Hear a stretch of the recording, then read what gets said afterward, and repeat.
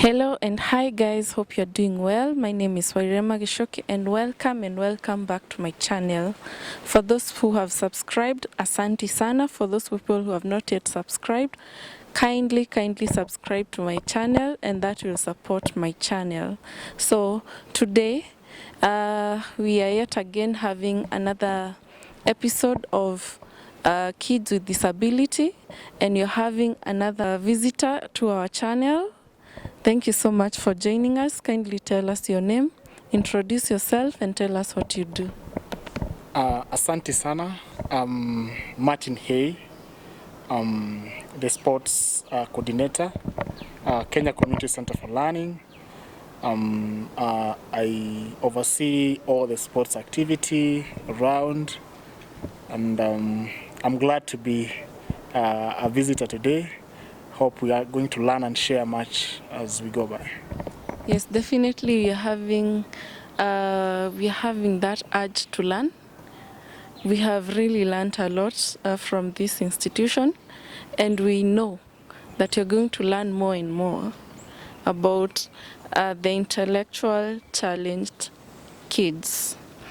We have gotten to see that in our community, people had not appreciated disability which is intellectual, because mostly we knew people who are disabled are the people who we can see that don't have maybe arms, legs, or even can't move. Those are the kind of people we knew about who have disabilities. So would you kindly tell us what you understand by the intellectual disability in kids or even in people? Well, as far as we are talking about the intellectual disability, these are people who we call these the neurodivergent people. They are people who have what we call the hidden disability. Well, when maybe you meet them in the first case or maybe the first instance, you may not be able to see maybe the disability they're having. So a few instances, one, you're talking about people who have dyslexia. This is the inability of one to comprehend, read, comprehend, appreciate letters. We have people, another hidden disability, talking about dyscalculia. People who are not, those who are not able to maybe appreciate numbers and all that. We talk of the autism. Of course, autism has a wide range. We have the mild and we have the extreme ends. We have the HDHDs and many more. So with these people, they're highly talented. Unless you interact with them, you can't be able to realize the other side of them, and which we feel probably the society hasn't been able to quite recognize them. Yeah. Maybe you can tell us a brief story about you and how you came to appreciate kids or working with kids with disability. Well, personally, I'm a trained teacher, graduate. I trained as a mainstream teacher. So my first workstation was at a school in Dagoretti Corner. So I worked under a mainstream school, but I was as I was teaching, or maybe in my due course of work, I realized probably I had students who other teachers maybe referred them as slow learners. Probably they were not able to remember whatever was taught. So probably you'd see these teachers maybe punish them, or maybe cane them, or maybe scold them, or maybe call them names. And I felt probably there's something that no one has ever told us, or maybe there's something we didn't know. So I decided now to venture into something different. So I told myself, now I want to look for a special school, at least probably I researched and realized that actually we have different types of learning challenges. So that's when I decided now to look for a school that probably I could be able to get the experience of whatever I wanted. So that's how I found myself here. As I said, I was trained as a mainstream school teacher, but now I have undergone a lot of in-service training as a special school teacher. So right now, I'm very much equipped with the special school knowledge and handling kids with intellectual disabilities as far as is concerned. What differences would you point out that you have gotten since you have dealt with the mainstream and also this other side that you can really identify in terms of the challenges or opportunities that you get when you're teaching in both schools? Well, maybe if I can start probably with the challenges. With such kind of learners that we're having around, one, you have to be highly patient. You have to exercise patience. You have to be to understand them. Probably, if you do not understand them, probably it becomes so hard for you to work with them, and yeah. So you have to really give them time, differentiate their work, whatever they're doing. So sometimes, maybe if I compare with other mainstream institutions, it is sometimes quite hard, quite difficult to differentiate each and every learner's work. In terms of sometimes you might have maybe 5 or maybe 10 students in a class, and you have to you realize probably there will be different level abilities, so you have to give differentiated work to each and every one of them so that you can actually cater for their needs or each and everyone's needs. Some of the things that I really love, or maybe the things I've liked about these kids, one, they are very welcoming. They are good to work with, and the only thing they need is your attention. Give them your attention. They are good to go. Yeah. Okay, so at what point did you realize that you have a passion to work with the intellectual disabled? As I'd pointed out earlier, back in 2017, as I was working under BM as a BM teacher in a mainstream school, that is when I realized that actually probably whatever we were doing as teachers, probably because the output and the outcome, I mean the input and the outcome was not really comparable. So I decided to do my own investigations and maybe read more out. So that's when I realized probably the school could be having more intellectually disabled kids. So that's now why I took now the step to maybe now do something different as far as to see whether, understand the scope better. Okay. Yeah. In this scope,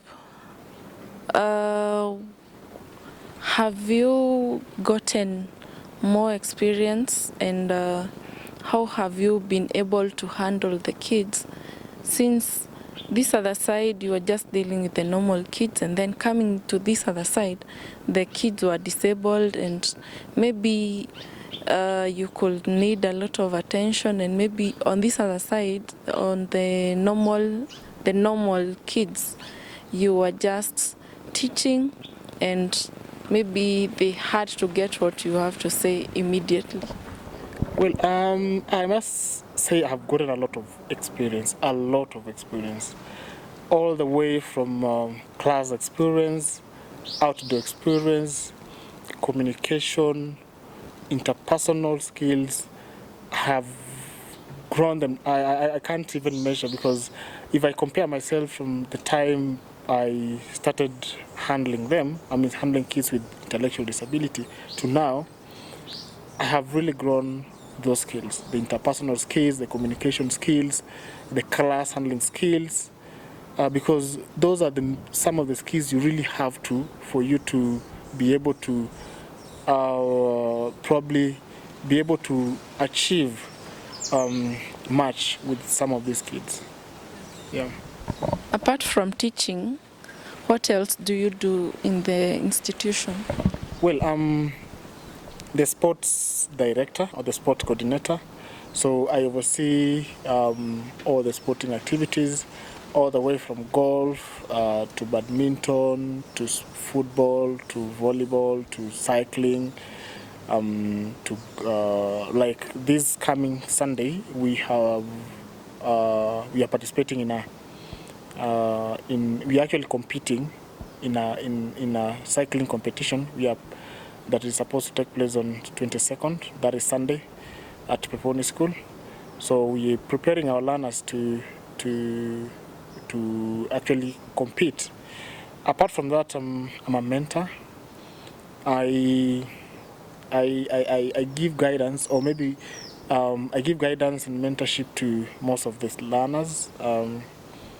Like I have one who right now is the chairperson of the African Athlete Leadership Council.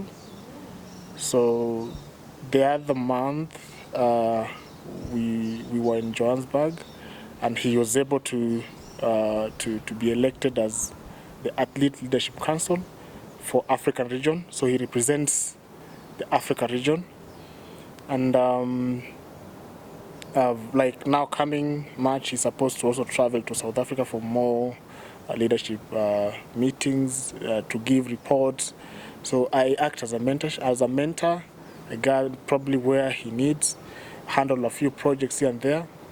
Still on the same, I am a coach. I coach cycling, badminton, and right now we are preparing a team that is to go to Berlin in June for the Winter Games, the Special Olympics Winter Games. Yeah, so we're doing a lot. Yeah. Just to take you back about that guy you're talking about, is he also a physical, an intellectual disabled person? Yeah, he has dyslexia. That is just one way we can show that actually if these kids or these learners are given the guidance, they're shown the right way, they're accepted in the society, these are some of the things they can achieve. Because this is not a small position. It's actually because he sits in the World Council, the Special Olympics World Council, and probably some of us have no opportunity probably to even think of maybe getting such positions. So you see, if they're given such opportunities and they're nurtured well, yeah, because he's dyslexic. He was a student here, and he just graduated the other year, that is in 2021. Yeah. With a degree? No, he completed his year 11, the year 11 exams, the IGCSE. So he's transitioned, basically that he has a transition to vocational training, the vocational learning. Okay. Yeah. Oh, that's great. That's great. At least this is the example of what we are told, that disability is not inability. Yeah. A very good example to that. So we get that in the villages, in the uko mashinani, there's some people who take disability like something that should be hidden, that's something that people, the person who is disabled should not be exposed to the community. What can you tell people about it? Well, I think first, the main, I've been in this field for quite some time, and I believe the main challenge has been lack of awareness. Most people do not know that these conditions exist. And if because most of them have what we call maybe the structured minds, that if they see maybe someone who maybe is autistic, they might probably say amerogwa, or probably that is what we say, or probably he's been bewitched, or so it's lack of awareness. So if more awareness can be created through such platforms, because we are growing into a digital world, so this is one way we create awareness.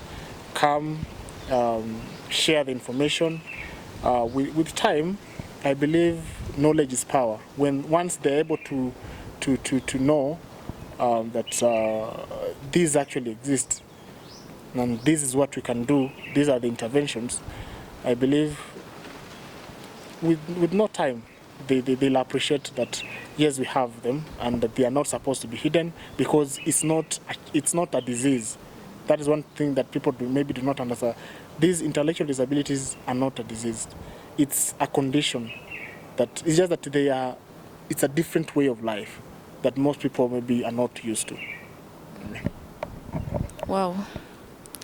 That's it's very powerful what you have just told us, because we haven't, as Africans, I don't think people have gotten that acceptance to see that if someone is not acting like you should accept them the way they are.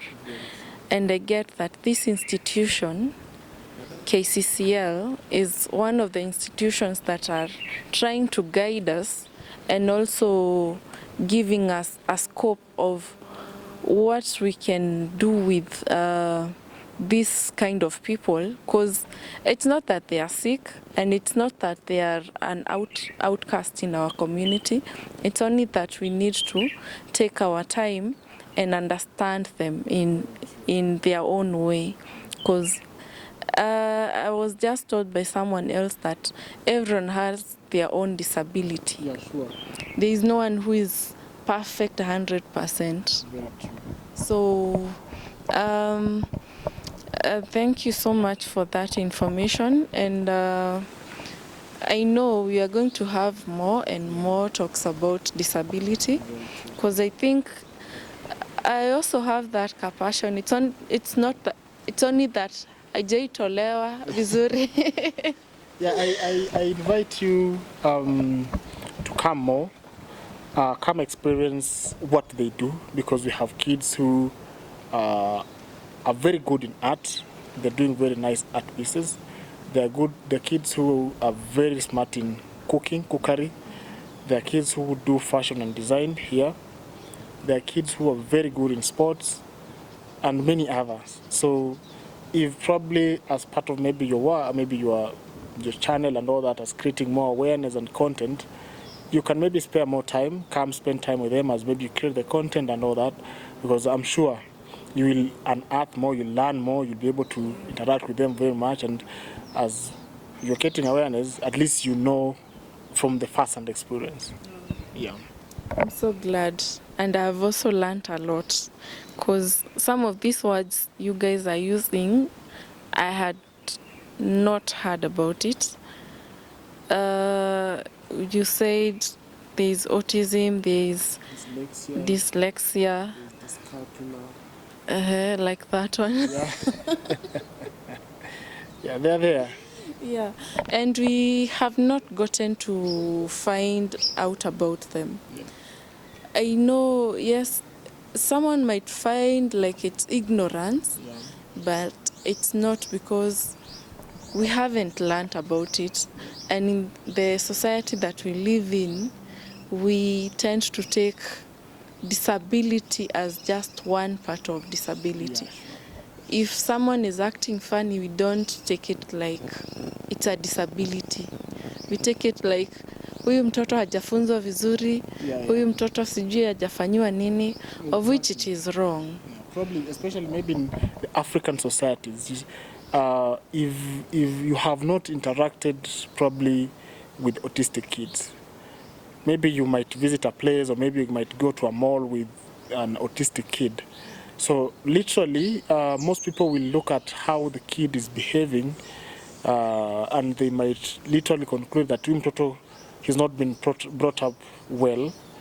But when actually you go down deep and realize this kid is autistic, then that is when you realize actually it's not a matter of upbringing. It's a matter of how someone is, and we really need to appreciate that, because we are all equal. We are all gifted. Some of them are very gifted than some of us. Let me just, maybe if I was to give examples of the most successful people in the world, the most people who have the ones who are in the tech world, most of them are dyslexic. Go find out. Most of them, a good number of them are dyslexic. A good number of them are autistic. So yeah, it's a gift that most of us actually don't have. Yeah. Actually, you've just talked about the gifts, and I remember the guy who discovered gravity. Exactly. Anaitwa nani? The name is the same. Newton. Yeah, Newton. Yeah, Newton. Newton discovered gravity, and yeah, he's one of the people who had been chased away from school since he couldn't understand so much things. Some of us who have done like calculus, there are so many laws of Newton's. Sijui first law, second, third, and so many of them. Exactly. And you can get, this guy was so clever in his own way, Very true. and people couldn't understand. The guy who still discovered, was it the electricity? The electricity. Yeah. If you go to maybe some look at this tech world, the most technology, I mean, that we are using in the current century. It's invented by people who have dyslexia and all that. Maybe most people don't know actually that Messi is dyslexic, a footballer. He's dyslexic. Really? Most people don't know that. He is. So you see, look at the talent he's having. So that tells you these people, if given the right support, if given the right accommodation, they can really do a lot. It's just that most of these talents, these skills, this gift they're having, they die without us tapping them, because we have not discovered. Probably because, well, we don't know, but which is probably not our fault. Probably the awareness was not created. But now, this is now the right thing. Create awareness, let people know, we accommodate them, and the world will be a very better place to live, all of us. Sure. Yeah. And I also got to know that if you have maybe a disability, okay, apparently I was told by someone, if someone has a disability, they are very good in some other parts, even better than a normal person. Very true. We have kids here probably who are dyslexic or autistic, but when it comes to other spheres, let's say IT, they're very smart. They design things that personally probably with my IT skills I'm unable to. They for them, they see things in a world in a way that probably some of us don't. And those are some of the things we're saying. Let's tap into some of these skills, because unless we appreciate they're there and give them the accommodation that they require, we will never get some to. Maybe this world probably will never be moved to the next level if we don't do that. Yeah.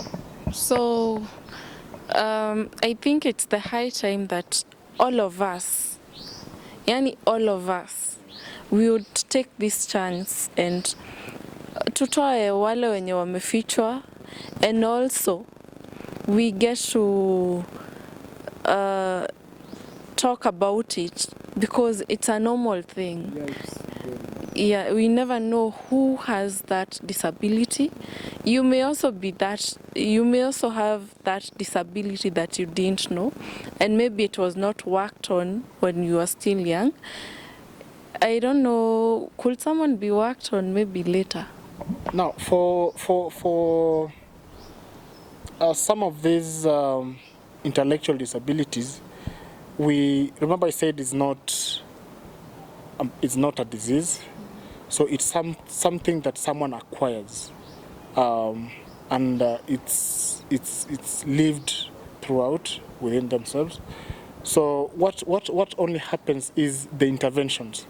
So if we put the right interventions in place, like let's say if one is dyslexic, and so it means you have to put the right interventions, accommodate them in the teaching and learning, accommodate them in reading, writing, and all that. Give them the time, be patient with them when they are reading, when they are writing. Eventually, they'll be able to pick a few words. They'll build on their word basket. They'll build on the numbers. They'll build on that, and eventually they'll be able to actually improve. Maybe in reading, they can be able to read.